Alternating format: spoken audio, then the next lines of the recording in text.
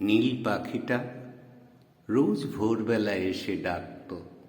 তার নামটা ঠিক মনে নেই, রোজ ডাকত। সোনা ঠোঁটে তার রাঙা সূর্যের ছোঁয়া লাগত। নিম গাছটায় রোজ ভোর হলে যেই ডাকত, কি যে অদ্ভুত ভালো লাগতো। আহা, কবিতার মতো নামটা তার মনে নেই। কাঁচা সোনা রং কুঁড়ি ফুটত চাপা বনে, সেই ভোরে ব্যঙ্গমা এসে ডাকত। ঘুম ভাঙলে মন পাখিটার ছবি আঁকত।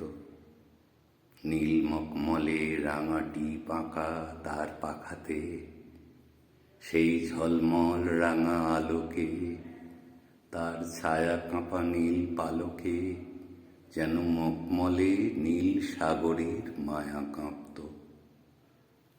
নীল পাখিটা নয় পাড়াগাঁর, নয় শহরের, নয় আকাশের, নয় মরুহুর, নয় পাহাড়ের, নয় এদেশের, নয় বিদেশের। তার ঠিকানাও কেউ জানে না। কারো পিছু ডাক শুনে পাখিটা পোষ মানে না, তবু ভোরবেলা হলে ডাকত।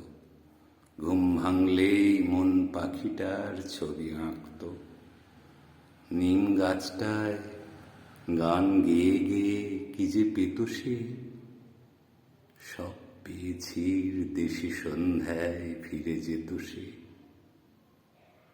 সেই পাখিটার গান শুনতে খোকা খুকুরাও ভালোবাসত। নীল সাগরের ঢেউ গুনতে, রাঙা স্বপ্নের জাল বুনতে, মায়া রাত্রির নীল নিঝুম ঘুম আসত।